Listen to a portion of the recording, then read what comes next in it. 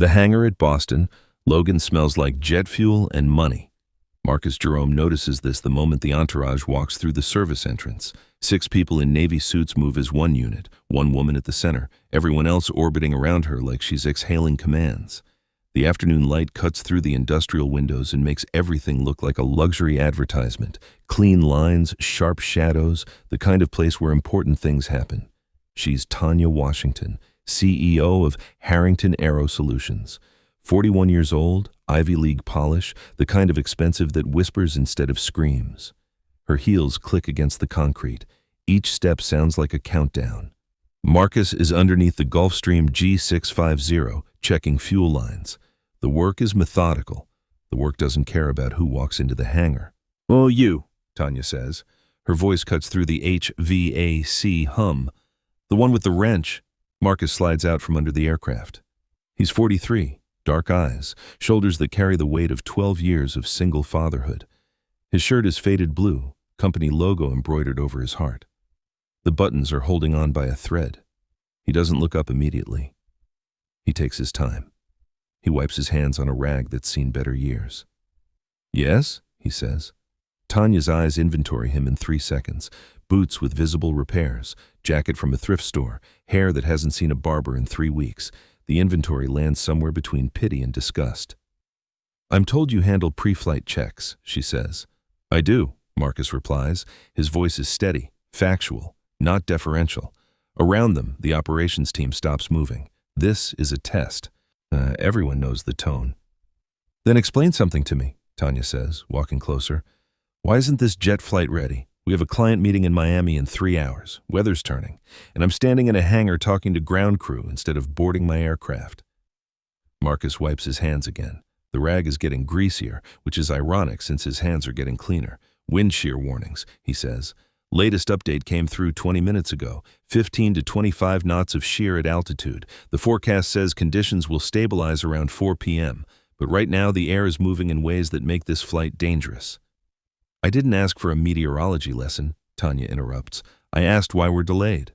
"Because it's not safe to fly," Marcus says. Not right now." The silence moves through the hangar like a physical thing. The flight crew freezes. The mechanics stop what they're doing. The administrative assistant holding an iPad lowers it slowly. Tanya steps closer. She's doing this deliberately, closing distance, asserting proximity as dominance. "You know what I see?" she says. "I see someone whose ceiling is that wrench in your hand. I see someone who thinks not flying is the brave choice. I see someone who doesn't understand that the world is run by people who act, not people who stand around making excuses about the weather." Her jaw shifts. She's building toward something. "So here's what's going to happen," she continues. "You're going to walk over to that jet. You're going to do whatever little checklist makes you feel important. And you're going to tell me it's ready to fly. You know why? Because I've flown through worse in a Cessna. I've flown through weather that would make your wind shear look like a gentle breeze." She leans in. Her eyes lock onto his. "Fly this jet," she says, enunciating each word like she's speaking to someone who doesn't understand English. "Get it to Miami. Prove you're more than a fuel check consultant. Then we'll talk about whether you actually belong in this hangar." The words hang in the air like something with weight. Someone's phone is recording. Marcus sees it, a glint of light, the camera positioned perfectly to capture his face, her voice, the angle of power. He knows what's about to happen. The video will be uploaded within hours. It will have 70,000 views by tomorrow morning. "Hey, I'm really glad you're here. Be honest. Have you eaten today? What did you have? Tell me that, your location, and the time. And if you're new, help me prove something wrong." My mother said drill stories would never reach 10,000 subscribers, but stories like this deserve to be heard. So don't leave without subscribing. It feels empty when you come in and leave without saying a word. Now, let's continue. Marcus doesn't move. He doesn't flush. He doesn't clench his jaw or shift his weight. He doesn't display any of the physical tells that Tanya is waiting for. Instead, he does something worse. He nods. One single, measured acknowledgement. "Understood," he says. "Good," Tanya says. She turns to walk away. Then she stops. She glances back over her shoulder without fully rotating. "Oh, and ground crew, that's a term I use loosely. Don't embarrass me." Her heels click. The conversation resumes. The moment pivots toward the next crisis, the next test of will. But Marcus stands motionless. The wrench is still in his hand. Because Marcus knows something Tanya Washington doesn't know yet. He knows exactly how far that jet can fly. He knows exactly what happens when someone like her pushes him into proving it. And he knows that when that moment arrives, everything changes. The alarm vibrates at 4:10 a.m. Marcus Jerome is awake before it finishes the first pulse. 12 years of this rhythm has carved the moment into his nervous system. He lies still for 7 seconds, staring at the water stain on the ceiling of the apartment in Revere, Massachusetts. The silence before dawn is absolute. His daughter Amara sleeps in the bedroom. He sleeps on the couch. He moves quietly. Shower in 3 minutes. Water barely warm. He dresses in the dark. Jeans, thermal undershirt, the work jacket he's had since Amara was born. Everything chosen for survival, not style. Everything designed to be forgotten. By 4:35 a.m., he's in the kitchen. Coffee first, black, no sugar. The travel mug is from the Dollar Tree. It sweats condensation down the sides. At 4:42 a.m., he walks to Amara's room. She's 11 years old. She sleeps like someone who's been running hard all day and finally stopped. Her covers are twisted around her legs. She thrashes sometimes. Bad dreams that she never quite remembers when she wakes. Mr. Whiskers, her stuffed rabbit, is positioned against the wall where it falls every single night. Marcus picks it up, tucks it back against her pillow. He brushes hair away from her forehead. The gesture is so practiced it's almost meditative. Her forehead is warm, normal warm, the kind of warm that means everything is okay, at least for now. "Hey, baby," he whispers. "Time to get up." Amara's eyes crack open. Not focused, not conscious, just responding to the sound of his voice the way a plant responds to light. She groans, the way 11-year-old girls groan, and it contains exhaustion and resistance and the complicated grief of knowing the day is beginning, whether you're ready or not. 5 more minutes, she mumbles.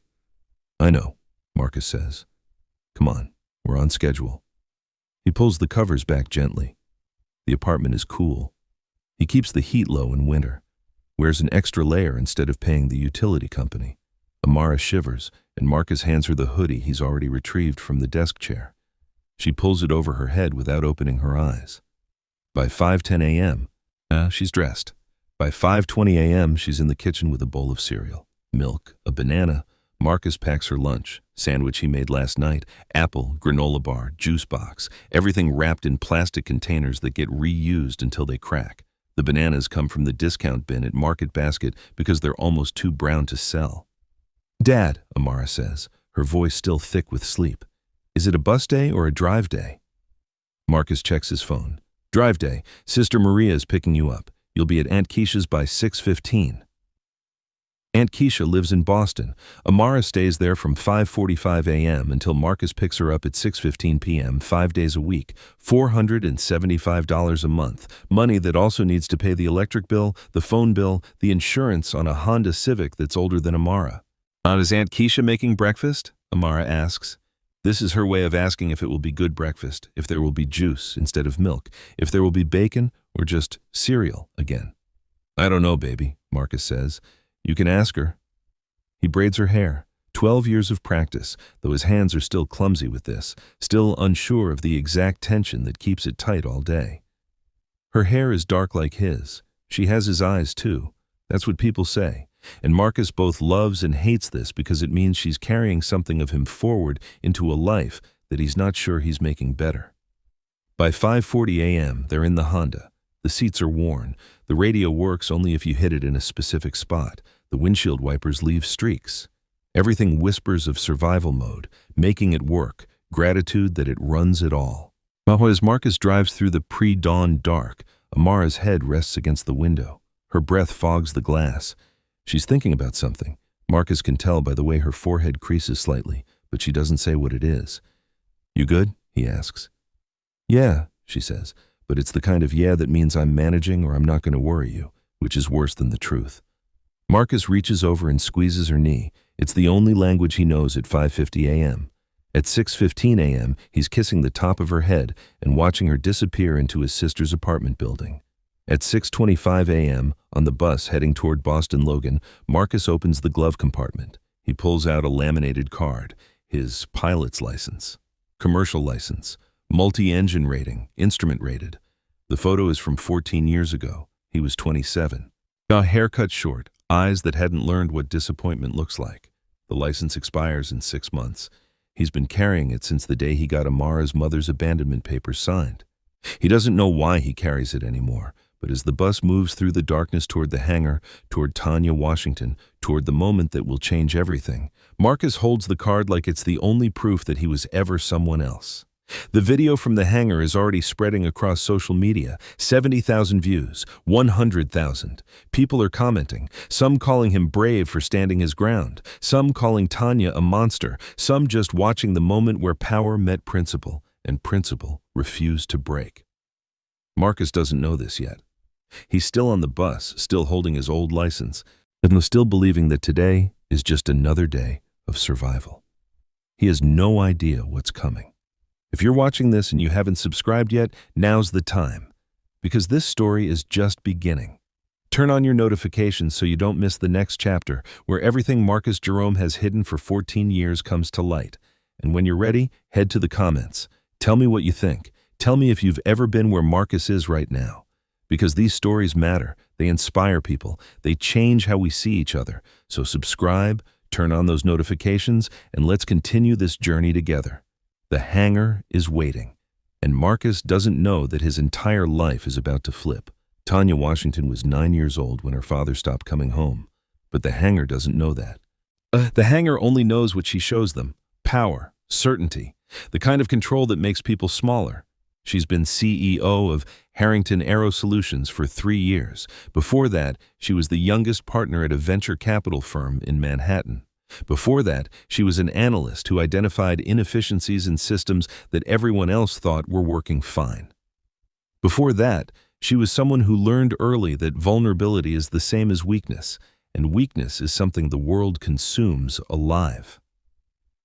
The video of her confrontation with Marcus Jerome is already on LinkedIn. 48 hours old, 120,000 views. The comments are brutal. Toxic leadership. I would never work for someone like this. Ground crew, they're people.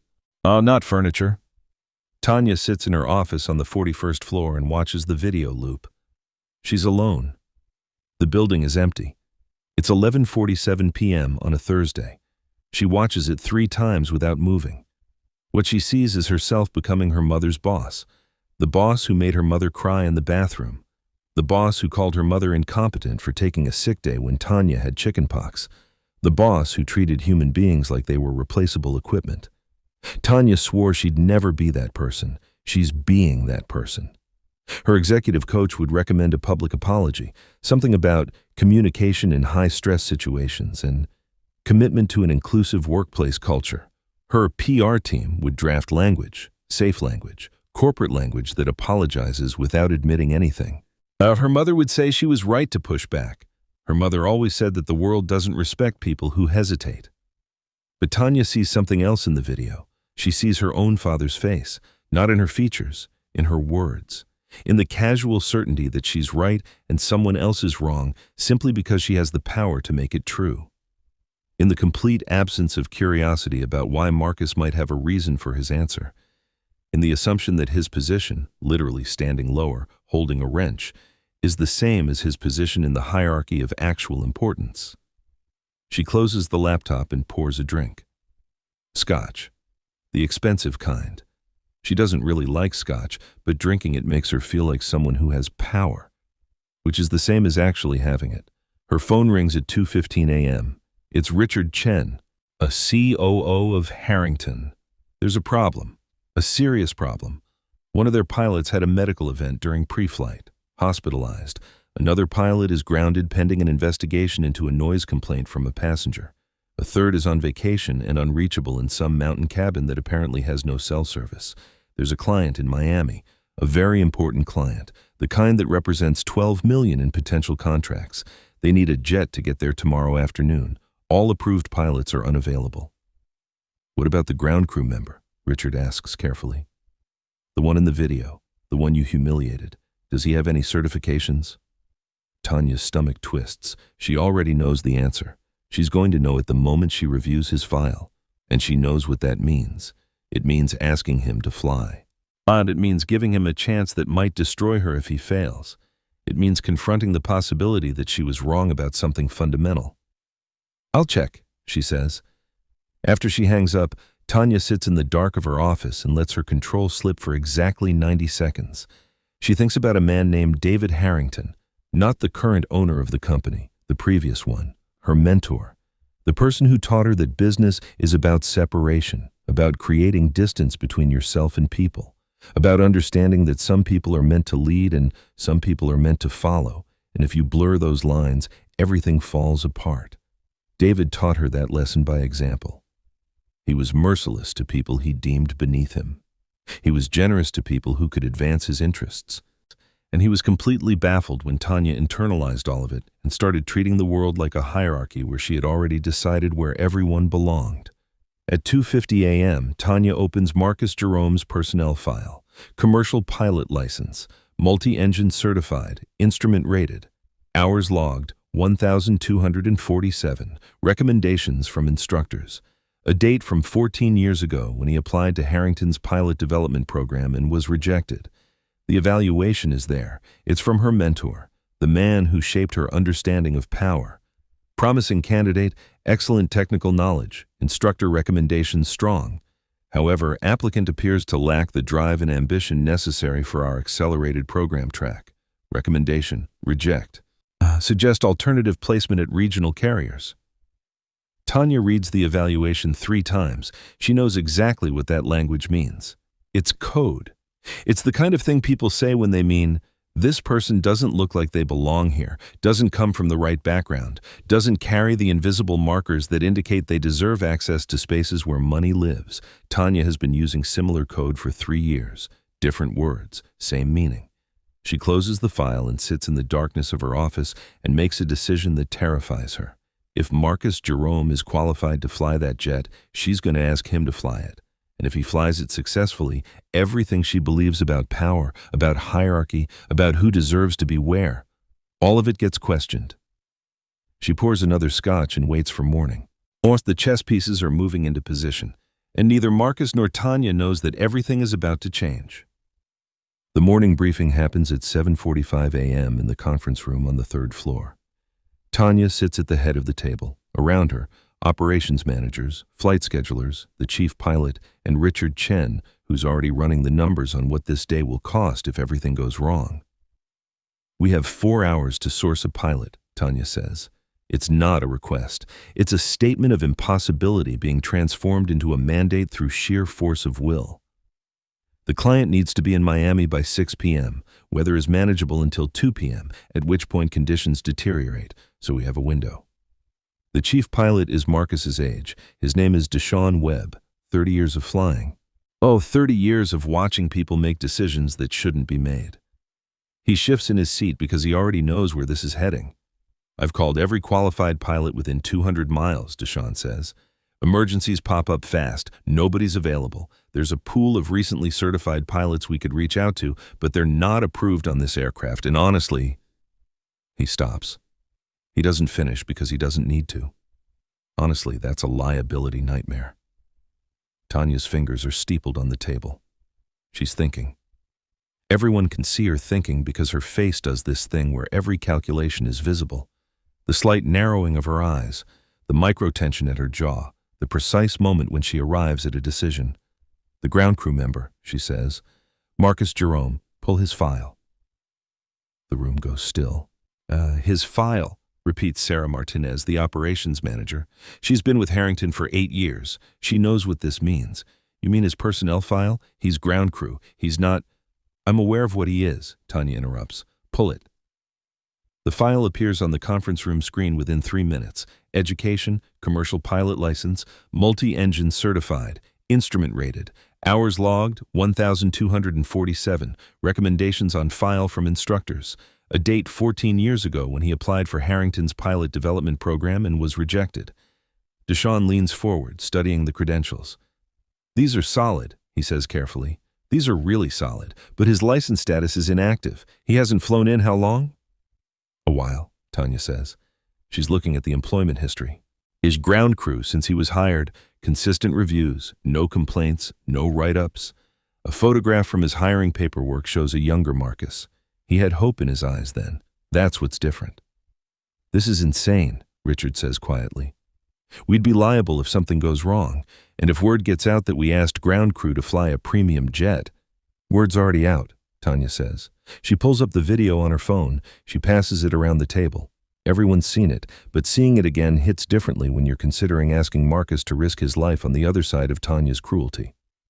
So we either compound the narrative by backing down, Tanya continues, or we compound it by showing that we actually respect competence over position. We show that we're willing to admit we were wrong. She stands up. Find him, she says. Tell him there's a flight at 2 p.m. in Miami, then return. Tell him it's a test. If he can do this safely, we reinstate his license and offer him a pilot position, full benefits, job security. If he can't, we part ways quietly and everyone forgets this conversation ever happened. And if something goes wrong in the air, Deshawn asks. Then we were desperate, Tanya says, and he was qualified, and God was unkind. But I don't think it will. I think he'll fly that jet better than any pilot we have. She walks out of the conference room without waiting for responses. By 9:30 a.m., they find Marcus in the hangar.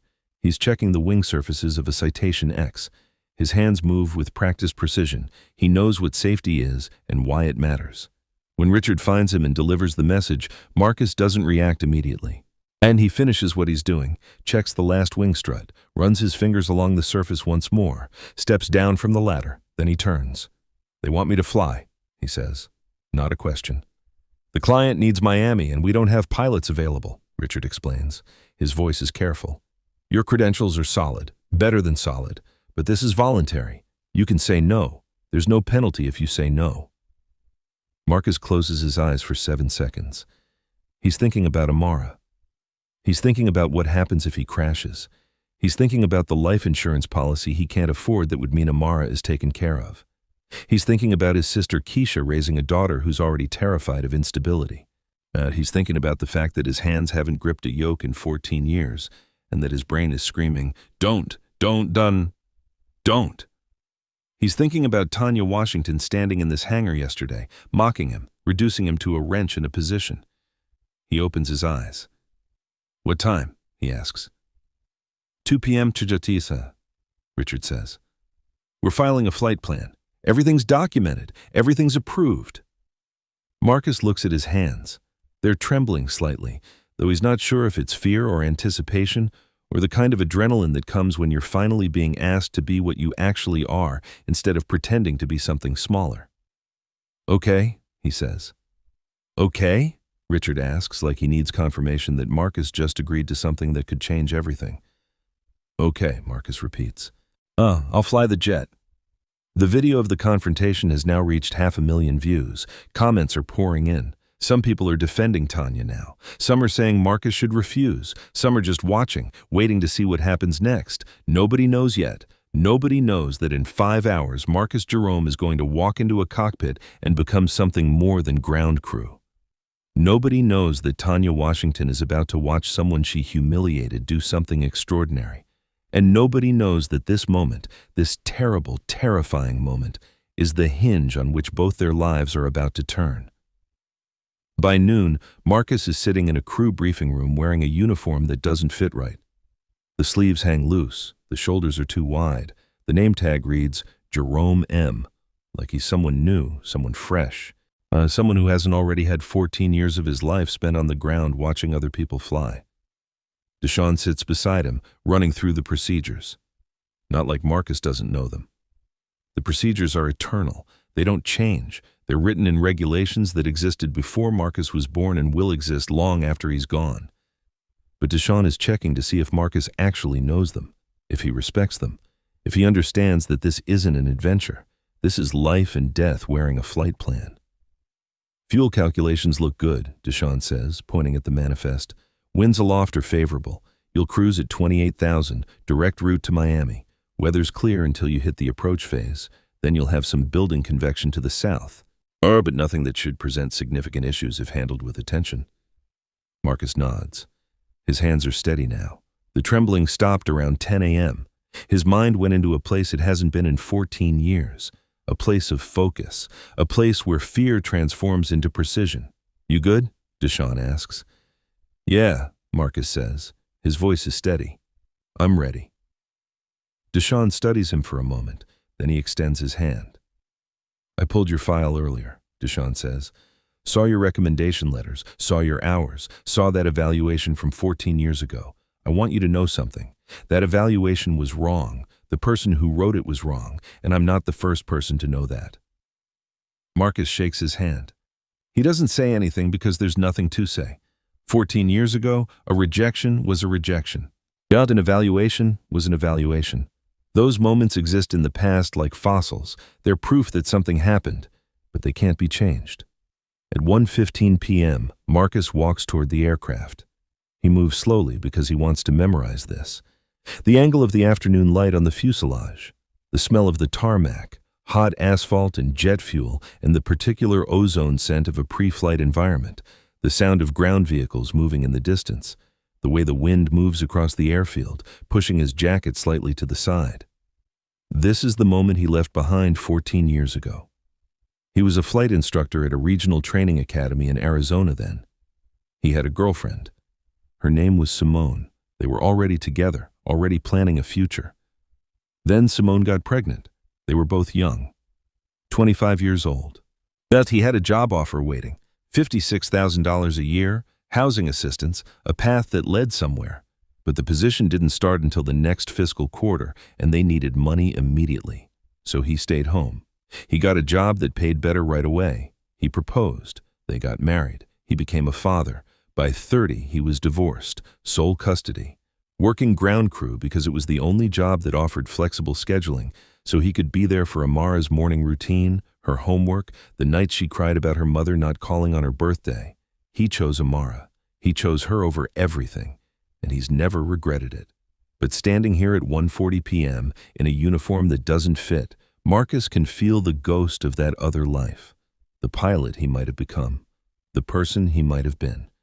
Except he's still a pilot. He always was. The cockpit is pristine. The Gulfstream G650 smells like new leather and possibility. Everything is in its place. The yoke waits in the same position it's always waited. The instruments are alive with their quiet electronic hum. Marcus sits in the left seat. He adjusts it for his frame. He checks the rudder pedals. He begins the pre-flight sequence, moving through the instrument panel with movements that feel muscle memory deep.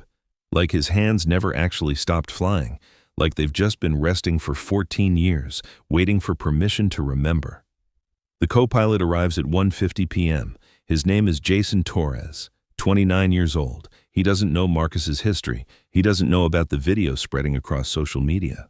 He doesn't know that what's sitting in the left seat right now isn't just a pilot, but a man who's about to prove something about himself that he stopped believing 14 years ago.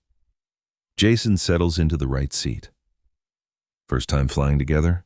he asks. "First time I've flown in 14 years, Marcus says simply. He's running his hand over the fuel selector switches. The touch is certain, confident, like greeting an old friend. "You nervous?" Jason asks. Marcus looks at him, really looks at him. "Terrified," Marcus says. "But terrified doesn't change the procedures. Terrified just means I pay attention, and I'm going to pay very close attention." He runs his fingers across the instrument panel one more time. At exactly 1:58 p.m., Marcus is calling the tower for pushback authorization. The voice comes back clear and professional. "Harrington 779er cleared for push. Crosswind runway 32. Marcus acknowledges. His voice is calm. His hands are steady. The engines spool to life.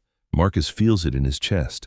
That particular vibration that means something alive and powerful is beneath your control now. Something that will do exactly what you ask it to do, provided you ask with precision and respect. At 2:08 p.m., they're rolling. The acceleration builds. The runway stretches ahead. Boston disappears behind them, and at 2:12 p.m., they're airborne. Nose up, climb rate steady, heading true. Marcus banks left toward Miami, and for the first time in 14 years, he's exactly where he's supposed to be. In the hangar below, Tanya Washington stands with Richard Chen, watching the radar blip on the screen. She's watching the climb altitude increase. She's watching the ground speed indicator. Every variable that matters. She's thinking about what she said yesterday. Fly this jet, then we'll talk. He's flying the jet. Now everything changes. Subscribe right now if you haven't already. Turn on your notifications because the next chapter is where the real test begins. This is where we find out if Marcus has what it takes. This is where the weather turns and systems fail, and Marcus has to prove that 14 years hasn't dulled what he knows.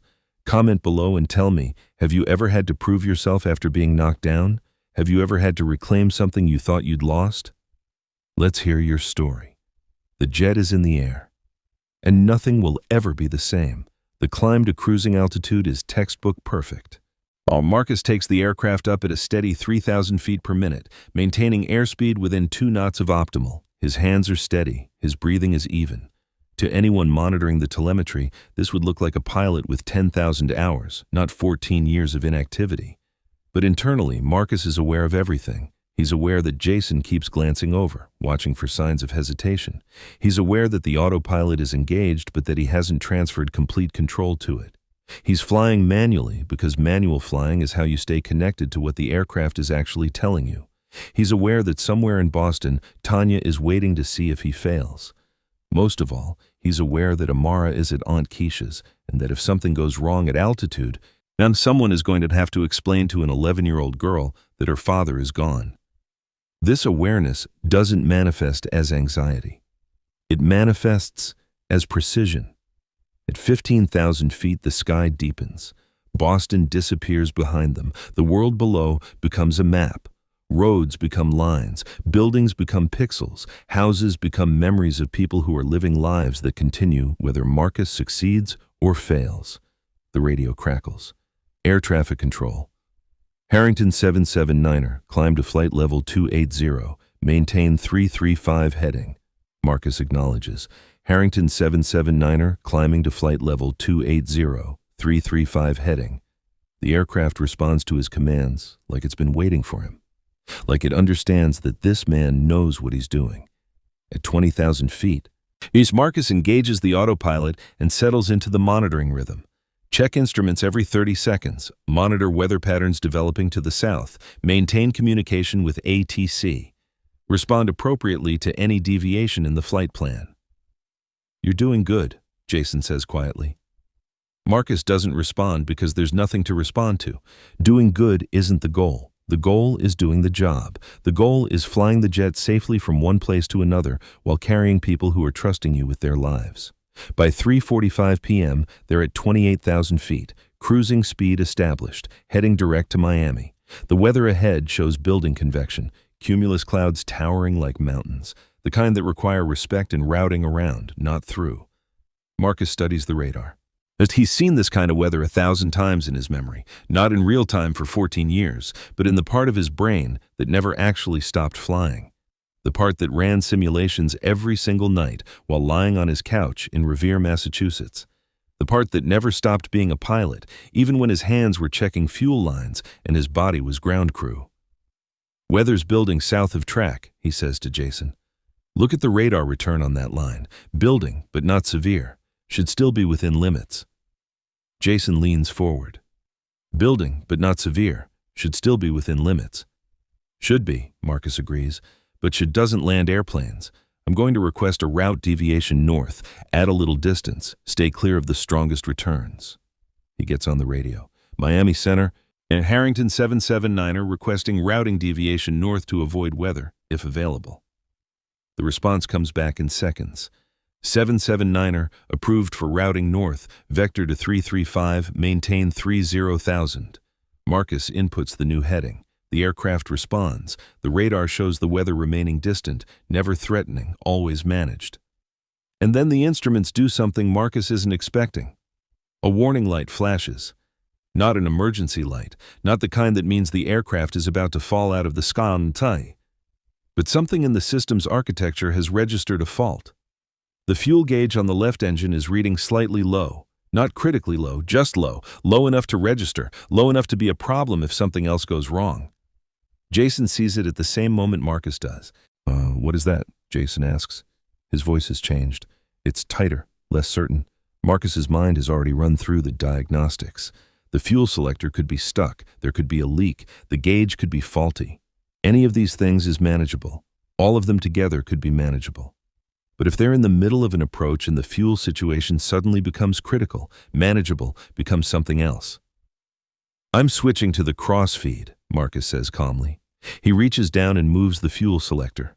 The procedure is automatic. His hands remember every movement.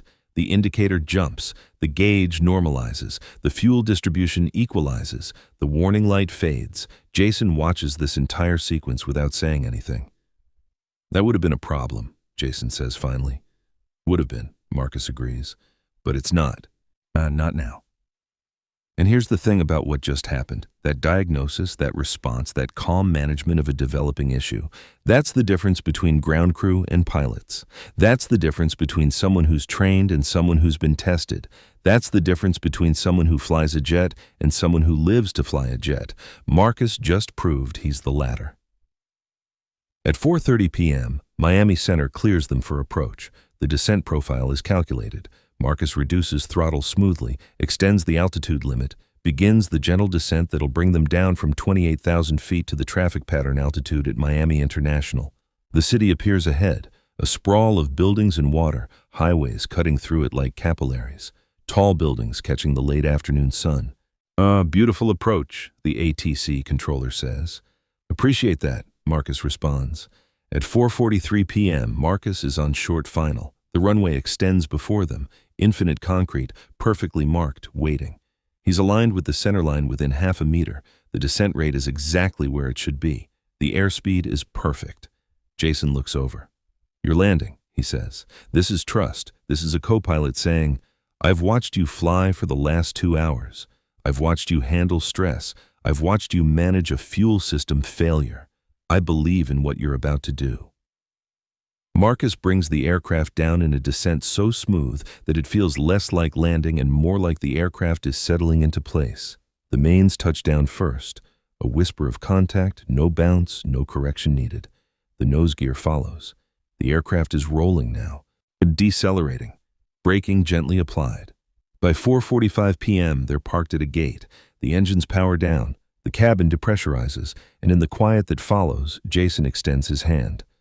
That was professional, he says. That was the best flying I've seen in 5 years. Marcus shakes his hand, but he's not thinking about the compliment. He's thinking about Amara. He's thinking about calling Aunt Keisha and telling her he'll be late picking her up because he needs to sit in this cockpit for a few more moments and remember who he actually is. He's thinking about flying. And somewhere in Boston, Tanya Washington is watching the radar blip land safely in Miami. She's watching the confirmation come through that Marcus Jerome flew the jet perfectly. She's realizing that everything she thought she knew about power, about hierarchy, down about who belongs where, all of it is about to get questioned. When the jet lands safely in Miami, applause breaks out in the control room back in Boston. People stand up, they clap, they shake hands. The flight was flawless. The landing was textbook. Everything that could have gone wrong was managed with precision. This is what professional flying looks like. Tanya doesn't clap. She's staring at her computer screen like it's trying to tell her something she doesn't want to hear. She's thinking about the video. She's thinking about what she said in the hangar. She's thinking about how power made her careless. Richard Chen walks over. He's smiling. He thinks this is a win. He did it, Richard says. Marcus Jerome just saved this contract and proved we can trust him with a pilot position. Tanya doesn't respond. She's already pulling up Marcus's personnel file. She's already looking at the application section, and she's staring at a document from 14 years ago that she should have noticed yesterday but didn't. An application to Harrington Aero's Elite Pilot Development Program, submitted by Marcus Jerome, reviewed by someone named David Harrington. The evaluation is attached at the bottom. Tanya reads it once, then twice, then a third time because reading it 3 times doesn't change what it says. Promising candidate, excellent technical knowledge, instructor recommendations strong. However, applicant appears to lack the drive and ambition necessary for our accelerated program track. Recommendation, reject, suggest alternative placement at regional carriers. The evaluator is listed as David Harrington, not the current owner. The previous one, Tanya's mentor, the man who taught her everything about power, the man who taught her that some people belong and some people don't. Tanya closes her eyes. because she knows exactly what that evaluation means. She knows the language. She's used similar language herself for 3 years. It's code. It's what people say when they mean, this person doesn't look like they belong here, doesn't come from the right background, doesn't carry the invisible markers that indicate they deserve access to spaces where money lives. David used that evaluation to keep Marcus out. And Tanya just spent 14 years perfecting the same technique. She stands up. She walks out of the control room without saying anything. She walks down the hallway. She walks into her office and closes the door and locks it. Then she sits in the dark and lets herself feel something she hasn't felt in years. Shame. Not the kind of shame that's about being caught. Not the kind that's about the video or the social media backlash or the reputational damage, but the kind of shame that comes from recognizing yourself in something you've spent your whole life learning to despise. Because what she sees in that evaluation, what she's been doing for 3 years, is her father's voice, not David Harrington's, her actual father. The man who told her, when she was 9 years old and trying to show him her report card, that good grades weren't going to matter if she didn't learn how to carry herself like someone important. He meant, look like you belong, sound like you belong, come from the right place, know the right people. Be born with the right last name, and if you can't be those things, then work harder than everyone else to prove that you deserve to be here anyway. But Marcus didn't have to work harder. Marcus just had to fly the jet, and he flew it perfectly. Tanya opens her laptop. She reads the evaluation one more time. She thinks about the younger Marcus, the one in the photo from his hiring paperwork, the one with hope in his eyes. She thinks about what happened to that hope. She thinks about how 14 years in a hangar, checking fuel lines, watching other people fly would feel. She thinks about what it would feel like to be told you're not ambitious enough, not driven enough, not enough by someone with power. She thinks about how she's been saying similar things to people for 3 years. By 6:15 p.m., yet Marcus is picking up Amara from Aunt Keisha's apartment. Amara runs out and jumps into his arms. She doesn't know yet. She doesn't know that her father just flew a jet. She doesn't know that something shifted today. To her, Marcus is just Dad, the person who was late picking her up, the person whose uniform smells like something she can't quite identify. You smell different, Amara says. I flew a plane today, Marcus tells her. Amara pulls back and looks at him. You did? I did, Marcus says. For the first time in a long time. Amara studies her father's face. She's 11 years old, which means she can read expressions the way pilots read instruments. She can sense when something important has happened. Are you going to fly again? She asks. Yeah, Marcus says. I think I am. Amara smiles. It's a small smile, but it's real. It's the kind of smile that says, I always knew you could do this. I was just waiting for you to know it too. By 7:45 p.m., Marcus is back in the apartment in Revere. He makes dinner. He helps Amara with homework. He braids her hair before bed. Everything is normal. Everything is routine. But everything has changed. By 8:30 p.m., Tanya is still in her office. She's made a decision. She's going to do something that terrifies her. She's going to acknowledge that she was wrong, not in a carefully worded corporate statement, but actually, genuinely, in a way that costs her something. She picks up her phone and calls Richard. I need you to do something, she says.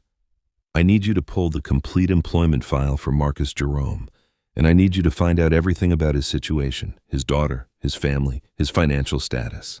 Everything. Why? Richard asks. Because, Tanya says, I made a mistake, and I'm going to fix it. She hangs up before he can respond. At 11:47 p.m., the video of Marcus's landing reaches 800,000 views. People are commenting now. They're saying things like, this is the real story. This is what hiring based on competence looks like. They're saying, I wonder what the CEO learned from this. They're saying, I hope she apologizes. Tanya reads the comments. She reads them all, and she makes another decision, a bigger one. She's going to do more than apologize. She's going to change things.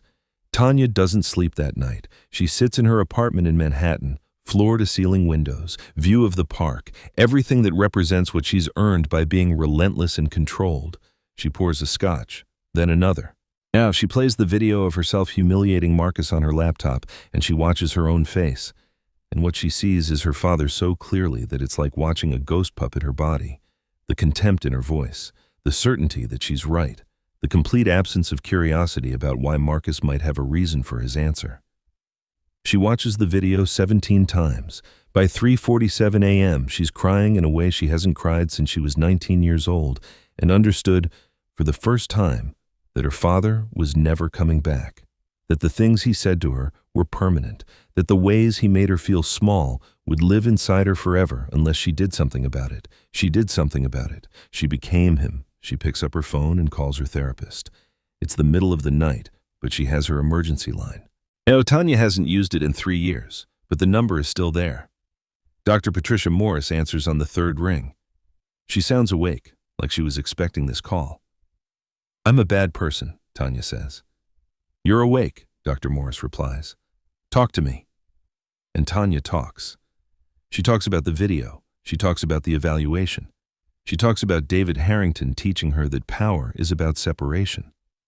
She talks about spending 14 years watching Marcus Jerome work in a hangar, knowing on some level that he was overqualified for ground crew, but never saying anything because acknowledging that would mean acknowledging that systems were broken. "I did to him what my father did to me," Tanya says. "I found a reason to keep him down. I told myself it was about something else, about position, about ambition, about whether he belonged. But it was just fear. It was just me protecting a system that kept me safe." Dr. Morris is quiet for a moment. "Do you think he belonged?" Dr. Morris asks. "He flew the jet perfectly," Tanya says. "He diagnosed a fuel system problem that could have been catastrophic. He landed smoother than pilots with 10,000 hours. He belongs everywhere. He always did. I just didn't want to see it because seeing it meant admitting that I was wrong about everything." "What are you going to do?" Dr. Morris asks. Tanya doesn't answer immediately. She's thinking. She's thinking about power and what it means. She's thinking about whether power is something you protect or something you use to help people. She's thinking about what her life would look like if she started using it differently. "I'm going to apologize," Tanya says finally. "Really apologize. Not corporate language, not PR strategy. I'm going to admit that I was wrong." "And then?" Dr. Morris asks. "And then," Tanya says, "I'm going to build something that helps people like Marcus, people who got left behind because someone decided they didn't fit the profile." By 6:15 a.m., Tanya is in her home office making phone calls. She calls Richard Chen first. She tells him to prepare for a press statement. She tells him to gather all the information about Marcus Jerome's situation, not for leverage, but for understanding. She calls her board members and tells them she's making a major announcement. They'll hate it. She knows they'll hate it. She doesn't care. She calls her brother in Portland. He's a carpenter. He's never been impressed by her success. Yet he's the only person in her family who still calls her Tanya instead of Ms. Washington. "I made a mistake," she tells him. "A big one?" he asks. "The biggest one," she says. Her brother is quiet. Then he says, "You're going to fix it." It's not a question. It's a statement. "I'm going to try," Tanya says. "Trying is for people who don't know what they're doing," her brother says. "You know exactly what you're doing, so don't try. Do it." By 9:30 a.m., Richard sends her the file single father, 11-year-old daughter, $475 a month in childcare costs, $734 in savings, a Honda Civic with 187,000 miles on it, a sister named Keisha who helps with childcare, a pilot's license that expires in 6 months. Now Tanya reads the file and feels something inside her break open. This isn't abstract. This isn't a lesson about systemic discrimination. This is a specific person with a specific daughter who's been struggling to survive while possessing skills that could change his life. And Tanya could have changed that. She could have seen his pilot's license in his file 14 years ago and asked, "Why isn't this person flying?" She could have offered him a chance. Instead, she kept him on the ground. By 11:47 a.m., Tanya has drafted something. It's not a press release. It's a program. She's calling it Pathways.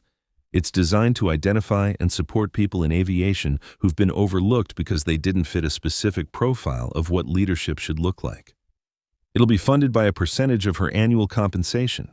It'll start with single parents, people who chose to be present for their families instead of climbing, and who should never have to choose between those two things. She makes the numbers work. $50,000 for the first year, resources, mentorship, job placement, everything Marcus Jerome should have had 14 years ago. By 2:15 p.m., she's in her office with Richard and the PR team. They're freaking out. The board is going to lose their minds. The stock price might take a hit. This is going to look like performative activism. This is going to invite criticism. Tanya listens to all of it. Then she stands up. "I don't care," she says. "We're doing this. All of it. Press conference tomorrow morning. Full transparency. And somebody find Marcus Jerome and tell him I need to talk to him." By 4:30 p.m., she's alone again. She reads Marcus's file one more time.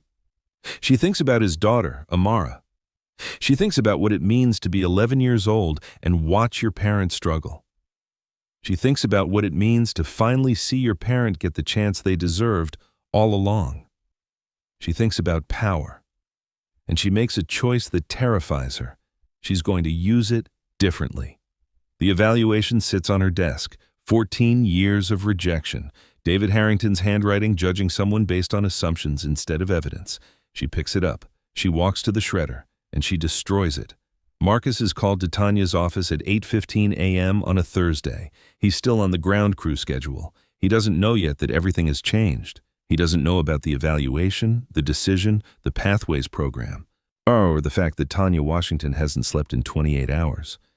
He takes the elevator to the 41st floor. The elevator smells like expensive air. The carpet is thick enough to muffle sound. He's never been to this floor before. When the doors open, Richard Chen is waiting. "Marcus," Richard says. He looks nervous. "Thanks for coming up." "Of course," Marcus says. He's trying to read the situation. Is he being fired? Has something gone wrong with the flight? Is this about the video? Tanya's office is exactly what Marcus expected. Floor-to-ceiling windows, minimalist furniture, a desk that probably costs more than his annual salary, and Tanya Washington sitting behind it, looking like she hasn't slept. "Sit," Tanya says. Marcus sits. For a long moment, neither of them says anything. The silence is the kind that carries weight, and the kind that makes you aware of every breath. "I reviewed your file," Tanya says finally. "All of it, including the application you submitted 14 years ago." Marcus's jaw tightens. "I saw the evaluation," Tanya continues. "I know who wrote it, I know what language was used, and I know what that language actually means." She opens her laptop. She shows him the evaluation. Marcus reads it. His face doesn't change, but something shifts behind his eyes. "I was rejected," he says simply. 14 years ago, and I moved on. I built a life with my daughter. I made it work." "I know," Tanya says, "and that's not the point. The point is that you should never have had to choose between being a pilot and being a father. The point is that someone, David Harrington, decided you didn't belong based on assumptions instead of evidence. And I've spent 3 years making similar decisions about similar people."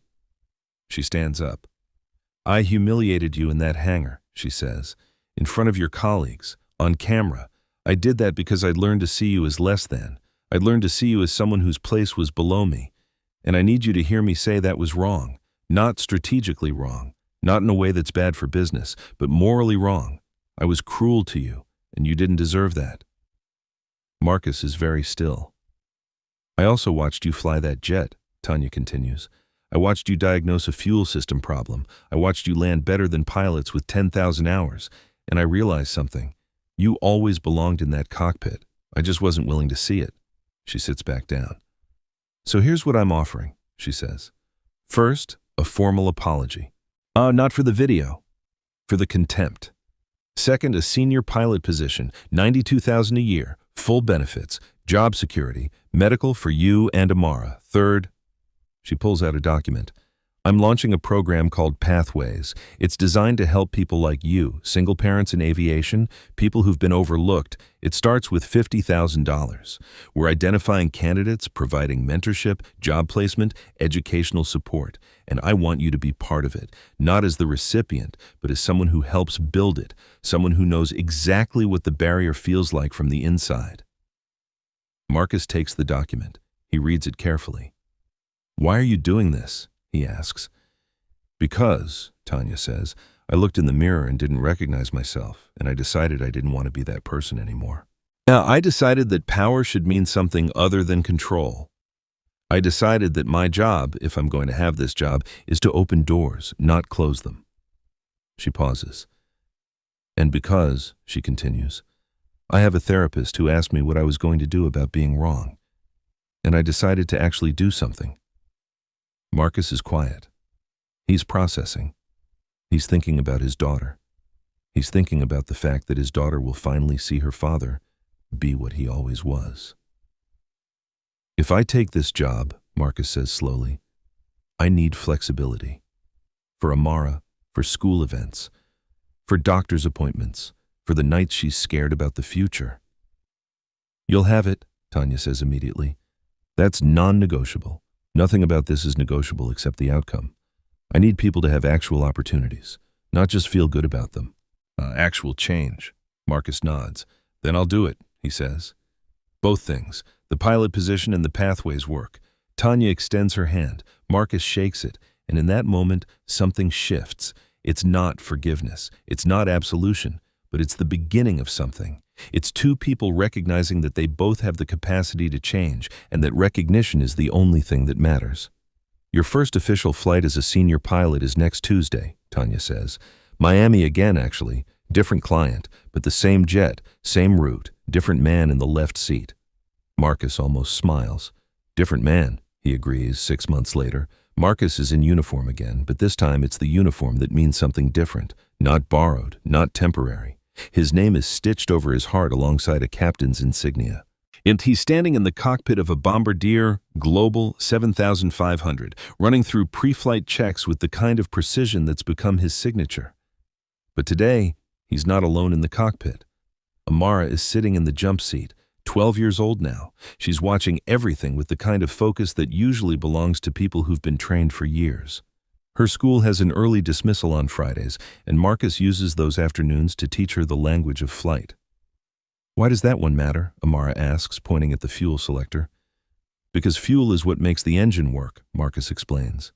You can have the most perfect aircraft, the most ideal conditions, the best pilot in the world, but if you don't manage the fuel correctly, none of that matters. Everything depends on that one thing.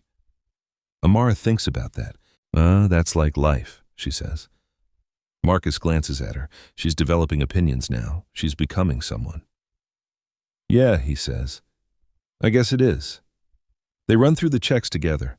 Amara calling out items, Marcus following along in the manual, learning the language of flight the way some children learn to read, by being immersed, by being trusted, by being told that understanding this matters. Can I sit here next time? Amara asks. Every time, Marcus says. If you want to. I want to, she says. I think I want to learn to fly. Marcus stops. He looks at his daughter. This girl who was born into his abandoned dreams, who he's tried to protect from his disappointment by giving her everything he could, who is now standing at the edge of her own possible life. Then we'll learn together, he says. The flight that day is routine. Who's Miami again? Different client, same jet. But everything is different now because Marcus is different. He's not proving anything anymore. He's just flying. Just being what he always was. In Boston, in a boardroom on the 39th floor, Tanya stepped down from the CEO position 3 months ago. Tanya Washington sits across from her replacement. His name is Deshaun Webb, the chief pilot. He's being promoted to CEO because Tanya believes that pilots should understand business, and business people should understand pilots. She's the board chair now. She spends her time building systems instead of controlling them. I want to ask you something, Deshaun says. What are you most proud of? Tanya doesn't hesitate. Not the business metrics, she says. The Pathways program. We've placed 47 people in aviation positions so far. 47 people who weren't being looked at because they didn't fit someone's idea of what was supposed to work. Including Marcus? Deshaun asks. Especially Marcus, Tanya says. He showed me that the problem was never him. It was me. It was the systems I was trying to maintain, the hierarchies I thought were inevitable. She pauses. You're going to do this differently, she says to Deshaun. You're going to make people uncomfortable because you're actually going to believe them. That's your job. Deshaun nods. I am scared, he admits. Good, Tanya says. That means you're paying attention. The video of Marcus's landing has been watched 7 million times now. The video of Tanya's press conference, where she apologized publicly and announced pathways, has been watched 3 million times. Now, people have started their own versions of the program. Airlines are looking at their hiring practices. Conversations are happening. But none of that matters as much as this. Amara now knows that her father is a captain. She knows that his skills matter. She knows that sometimes people are willing to change. She knows that power can be used to lift people up instead of keep them down. And Marcus knows that he doesn't have to choose anymore. That being a father and being a pilot aren't opposites. That you can build a life that contains both. There's a moment that happens every time an aircraft takes off. It's the moment when the wheels leave the ground and the aircraft becomes something new. It's not walking anymore. It's not driving. It's flying. And for a moment, just a moment, gravity has to agree that the aircraft gets to be here. Out in this space between ground and skate. That moment is what Marcus Crossley understands now. That moment is what Tanya Washington is still learning. Because the real question isn't whether someone is capable of flying. The real question is whether the people with power are willing to let them. Marcus was always capable. 14 years on the ground didn't change his qualifications. It just meant that someone had to decide he was worth trying, worth trusting, worth giving a chance. And Tanya had to decide that she was someone different than her mentor. Not someone who uses credentials to keep people out, but someone who uses power to let people in. The story doesn't end here. This is where it gets real. Because real change isn't dramatic. It's not a single moment where everything flips. Real change is choosing differently over and over. Thus, on days when nobody's watching, it's staying committed to a system that helps people even when it's harder than the system that protected you.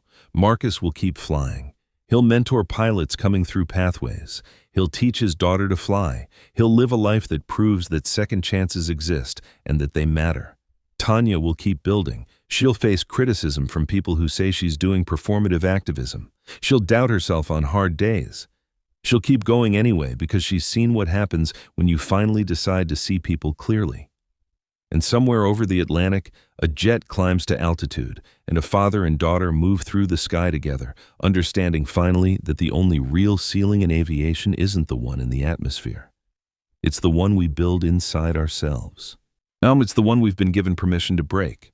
This is where your part begins, because these stories only matter if they change how you see things. If they make you question who you're keeping down, if they make you recognize when you're using power to protect instead of to help. Subscribe because there are more stories like this. Stories about people who refused to stay small. Stories about systems that changed because someone decided to see clearly. Turn on your notifications so you don't miss them. And in the comments, tell me your story. Have you ever been underestimated? Have you ever had to reclaim something you thought you'd lost? Have you ever changed how you use your power? Share it, because these conversations matter. They inspire people. They change how we see each other. So comment, subscribe. Share this with someone who needs to hear it, because the only way systems change is if we all decide to change them together. The sky is waiting. And there are 1,000 more people like Marcus Jerome down there, still on the ground, waiting for someone to finally see them clearly. Thank you for flying with us. We'll see you in the next story.